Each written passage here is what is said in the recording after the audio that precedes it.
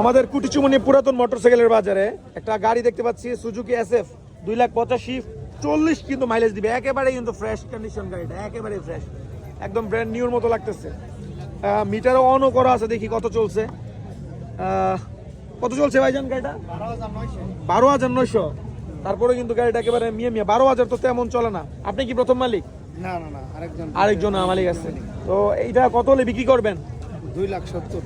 2,85 দাম দেওয়া আছে, 270 হলে বিক্রি করে দিবেন, তাই তো? আচ্ছা আচ্ছা, যদি এই বাজারে আপনার গাড়িটা বিক্রি না হয়, তো নাম্বারটা মুখে মুখে বলে দেন, যদি কাস্টমাররা যোগাযোগ করতে চায় করতে পারে আপনার সাথে। এটা কোন জায়গার গাড়ি ভাই? লেশিয়ারা, আমাদের কসবা কুটি লেশিয়ারা। আচ্ছা আচ্ছা, আপনার নাম্বারটা একটু বলে দেন। নাম্বার 013 হ্যাঁ 70 21 300।